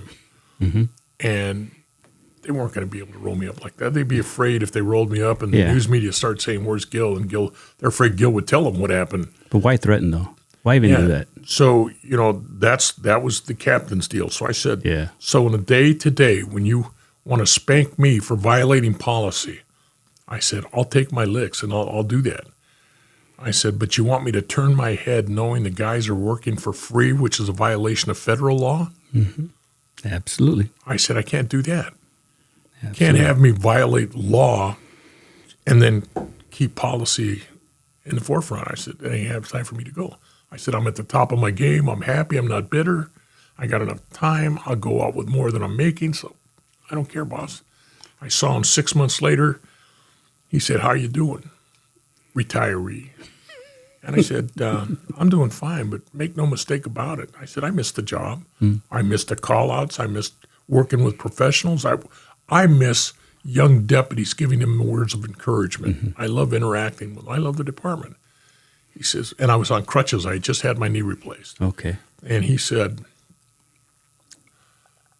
get well, come on back. Whoa. And I said, no. I left for the right reason. Yeah, you left at the right time. 38 years. 38 years. Nothing's going to change, boss. I'm support of the department. No. It's not going to change, and it's time for me to go. It changed, and it kept changing, and it's almost undoable now sometimes. I mean, they make it hard. Don't get me going on that bubble. So they're running the department now. I love the department. I'm proud of it. It did very well for me. I'm not a department basher. I love my department. I love my guys. The admin sometimes gets in my bad side, but the guys are outstanding. I love the department. I love law enforcement. I still get called. I still do a lot of stuff for them. Unfortunately, I don't like politics. I don't like the way things went, the way everybody got the political stream that got behind the current boss and his actions and his lack of support. And I ask people, name one thing he's done for the community, the residents of Los Angeles County. Name one positive thing he's done for the members of the department. And you got to think, and you can't think of anything. I said, there's your answer. And so I'm totally supportive of Alex Villanueva. Yeah, outstanding. I know Alex well. He's a good man. I've had a fundraiser for him. If you're free. I wish Alex would come in here. I know Alex. I've been in his living room. He's a good dude. Alex, I'm sure. I like to talk to him. I got George Lopez. George Lopez to open up. We put it with George Lopez. Oh, George Lopez too. Bring him in. Yeah, I could. That could be arranged. Bring it. I have a format of whoever. The guys want to come and talk. I don't try to pick only friends. I pick whoever wants to come in. Sure. But deputies, they don't want to talk. Yeah, that's what the gig that I had when I was there for Sheriff Baca. They said, we want somebody with name recognition, and you've got it. Somebody that the troops will have a certain amount of confidence in. Yeah. They like you. Somebody that's not afraid to tell the truth. That's you. Somebody that's not afraid to tell the sheriff what has to be said. So we want you to come on up. So my job at that time was I would go out to each individual unit, and I would sit there and say, okay, I'm at Sentry, and I'll be there for 3 days. And I'd hit days, PMs, and earlies, and just sit there, no sergeants, deputies only. Okay. Tell me your concerns about the department right now. And I'd write them up, and then 2 weeks from now, 3 weeks from now, the sheriff and I would go back out for a station meeting, and he would address their concerns. That's outstanding. And it was, anonymous. Nobody had to know. And I remember Sentry, because Sentry was Sentry. And I go out there, and and I apologize in front of your wife to say what I'm going to say, but there was some deputy sitting there saying, okay, I want to hear your concerns. And they're saying, well, we want this, we have this, we have that. And some guy sitting there saying, fuck that motherfucker. He's a lying piece of shit. Fuck him. And he kept going. He wouldn't say anything, just right there, but I could hear him. And I said, hold it, stop. I said, young man, let me tell you something. You remind me of a young Gil Carrillo. I said, you have your opinion, you're not afraid to state it. I said, but you're not doing very well. I said, the only difference between you and me is I'd say, fuck that fat ass. I'd get up and walk out of here and go to my radio car. He said, what? You want concerns? I said, I asked for concerns, but all you're doing is motherfucking them. You haven't told me one problem you have. Yeah. I said, tell you what, you tell me a problem. If we can't fix it, I'll come back in 6 months and you and I will motherfuck them together. I said, I don't care. This doesn't bother me. But if you want, feel free. Nobody's going to get in trouble. Nobody's going to say anything to anybody. Just go get in your car and go. Yeah. And he said, well, they don't let us train our guys here anymore. At that time, they were sending their trainees to train in San Dimas. And then 6 months later, bring them back to hell, where they weren't prepared for it. They had to be retrained. Everything was going on. And he says, why can't we have our trainees back now? And I said, good. That's a good concern. That's actually addressing a problem. Yeah. So I wrote it up. And you have to understand, they would tell me, our cars look like shit and they run like shit. What are we going to do about that? And I'd say, well, okay, you can't say, Sheriff, our cars run like shit. Sheriff, we have concerns over the operation of this fleet. They look deplorable and they run just as bad. Is there any way you can help us out? Bring Penske back, one thing. And so write it up like that. That sounds a lot better. He'd go out there and say, what's the problem with the cars? I said, hey, they showed me a car that has holes in the floorboard. Yeah. Exhaust fumes are coming up. He says, they look like shit. And he says, Gil, get on fleet. Get him some cars out here. So we started fixing problems around the county like that. And this one guy, I went back and I told then the undersheriff, Bill Stonich, I said, my office at that time, you're going to be's important, you have to look's important. So it was Stonich's office, my office, and the sheriff's office right around the corner from us. So I went into Stonich's office and I told him, I said, we have a problem. I said, here's the question, why are we doing this? And he told his secretary, Gladys, he says, bring me that newspaper clipping from the Times on Century Station. And he reads it in part, and it says that officer-involved shootings, citizen complaints, and something else have gone down under the new guidelines at Century Station. They're doing something right. And he said, now, isn't that our goal, Gil, to get him to do something right? I said, yeah, and this is when the sheriff had just put out core values. I said, it is, that is our goal. I said, however, I said, does the justify the means? Does the goal justify the means? I said, we're moving those people out. We're not calling them equal. Core values said everybody's equal. I said, and it's not. Yep. And I said, this is it. He's going to throw me out of his office. I'm going to be fired. And he says, okay, you tell the sheriff. I said, that's not a problem. That's my job. He said, let's go right now. We went over and caught the sheriff, and the sheriff says, what is it? And I told him. And he says, well, Gil, you have to understand by working around here. He says, it's all about money. I said, sheriff has absolutely nothing to do with money. It's wasting money because they're having to spend time retraining them when they get out there. They're not prepared. They're not ready. And he says, okay, well, this was Waldy's idea. He says, you go tell Waldy. I said, all right. So I went to tell Waldy, and this was Waldy's idea to do this shit. And Waldy said, who the fuck do you think you are? You're usurping my authority. You go above my head to get to the sheriff, to get to me. Who the fuck do you think you are?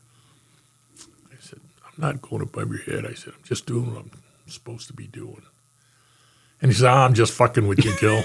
He says, not a problem. He says, we'll cut it out. He says, good deal. He says, all right, I get it. Not a problem at all.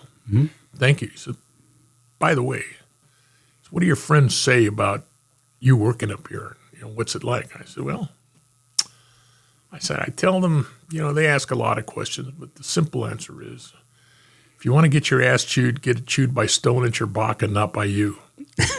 Yeah. I said, Yeah. and he says, why is that? I said, because they'll hit the parking lot, they'll hit Ramona down there before they realize they're bleeding. I said, they get chewed out by you. You're going to motherfuck them up one side, fuck them down the other. I said, and they'll bleed to death before they hit the parking lot. The office still. And yeah. That makes sense. And he says, why do you say that? I said, because that's the truth. Mm-hmm. Conversely speaking, you're the only executive that goes to every officer involved shooting, whether a deputy's hurt or not. You just want to make sure they're okay. Mm-hmm. I said, and I say that because that's the truth as well. Yeah. And he says, okay, I like the balance. Yeah. We'll keep it like that. Yeah.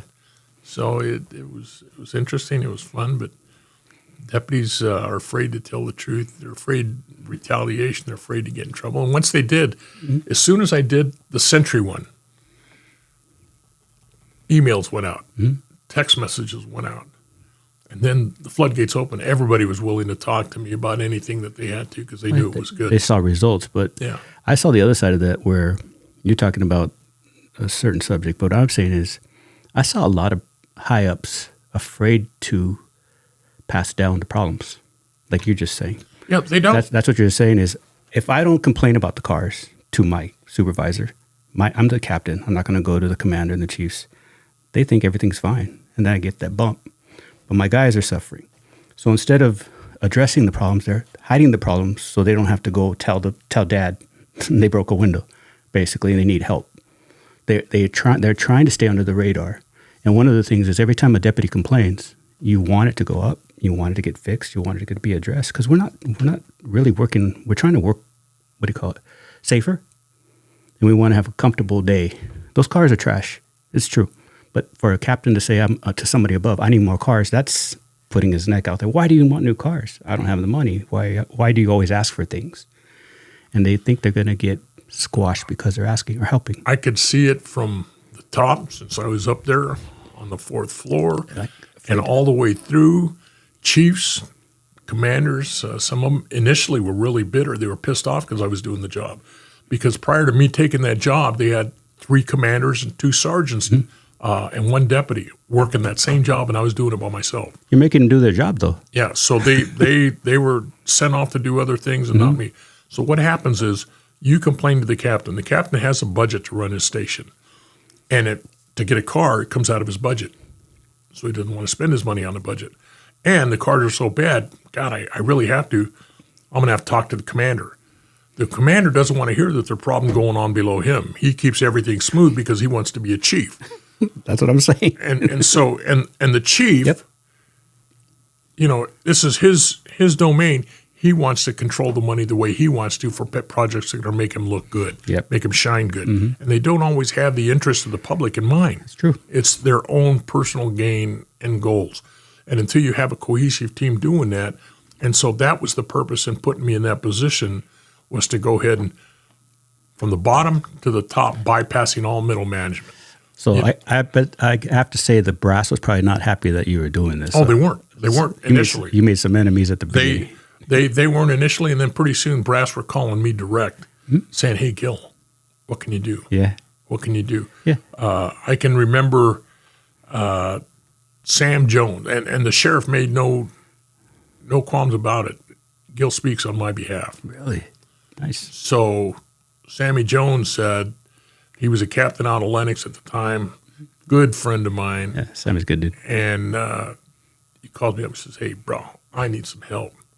He said, "I'm trying to get, they didn't even have a night car out here." Whoa. He says, so I got a night car for him. He said, "We need an MDT. I don't know what they call those things now. I don't The little computer screens or whatever. He says, we need those in the car. They won't give them to me. Tell me to wait in line maybe next year." And I said, "All right. How many?" He says, 2. I said, "All right." So I called up Fleet, and I told him, I said, "Hey, Jay," I can't remember his last name. I told him, I said, "Jay," I said, "they need 2 MDTs out at Lennox." "Yeah, Gil," he said, "we're way backed up." I said, "Jay, you don't understand. The sheriff said get them 2 MDTs.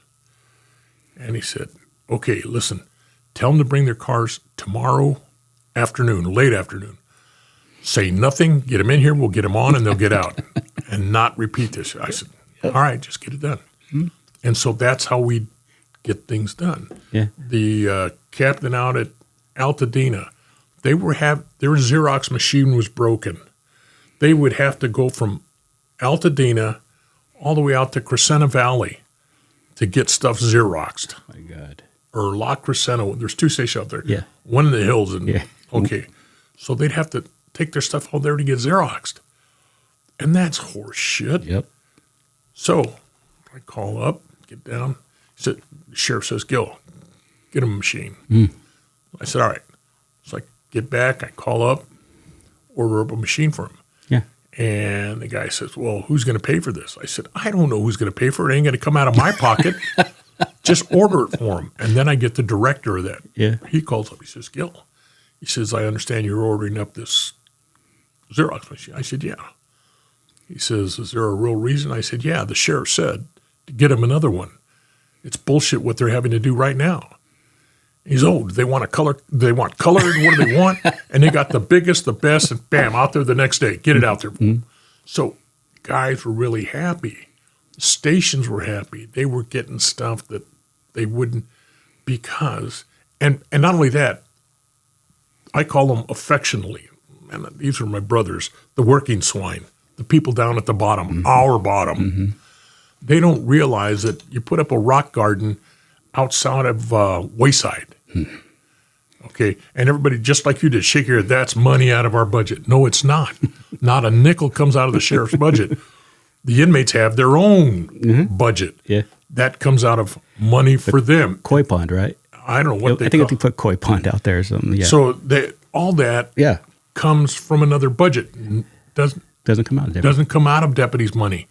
So people didn't. So I would explain, this is what we can get. This is what we It's the message. Yeah, and they loved it. Yeah. And I remember the sheriff, we went off for Christmas luncheon, the staff, and he was thanking everybody. He said, bottom line to all this stuff. He says, I thank you all, you guys. Without you guys, this place wouldn't run. You guys are the hub of making this place go, he says. And really, what really makes it run is what Gil and I are doing right now together. Gil going out there, getting this information, us working on it. He says, that's all I do. The undersheriff and those people, they make the day-to-day decisions. Yes. I'm a politician. I get out there, I get the vote, try to get money, hustle for the department. I don't run this department. Mm. They do. Yeah. So it worked good. And when I was, I made lieutenant, you had to go for an interview with a bunch of lieutenants in there to try and, tell them why you wanted to be captain or tell them whatever they asked. And once I left, when I promoted lieutenant, they didn't replace me. They didn't. It went back to the old method. They were going to have the station captain start asking questions. Like that. So it got lost again. So I told the sheriff then, I said, it's not going to work. Nope. They're not going to trust him. They're afraid. You ain't going to get nothing. And the whole thing went to hell in a handbasket. Because I was there for that because at Tech Ops, we did a lot of the covert stuff. And we got pulled into a lot of that political capital. Yeah. And I was in the room when a chief said, well, no one's going to tell the man. Because I told him some stuff that was serious. And he said, no one's going to tell the man. It's going to get one more step and they're going to hide it. I said, well, I'm telling you, you got to do what you got to do. But this is an issue. He goes, but he said it is. No one tells him anything. I knew him before. So he says, no one tells him anything. No one will walk up there all afraid to go in his office and tell him what's happening. It was like a buffer thing. Sure. And that's what you were doing. Every Wednesday they had, I've never told anybody this. I don't care. But every Wednesday they had a meeting and it was executives. I forget what they called it. And it was chiefs and above. I was the only one that was non-chief inside that meeting because the sheriff wanted me there. And so they all go around. But before the sheriff got there, their meeting started an hour prior where they go around the room and, okay, let's hear what you're going to talk about to the sheriff today. Yep. Okay, no, we won't bring that up today. Nailed it. And so they would block everything that they didn't want the sheriff to hear. So when he's hearing the information, it's all good stuff. Yep.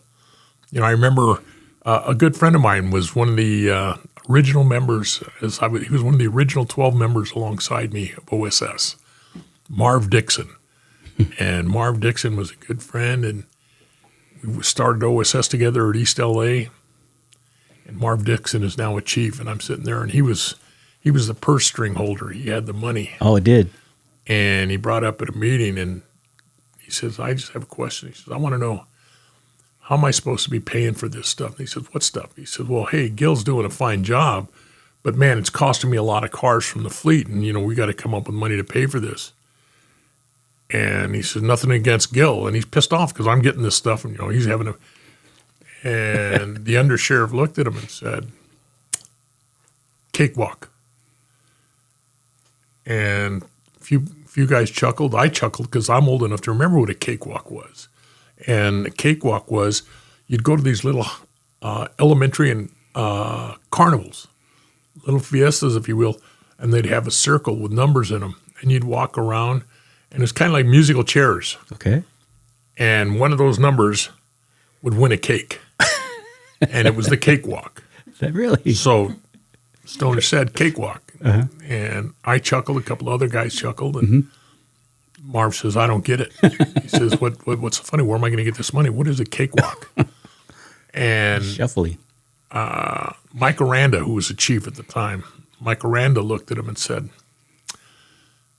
in my neighborhood, they call it a car wash. And he says, what do you mean? He says, get together, you find the money someplace, you work hard, and you get it. Mm-hmm.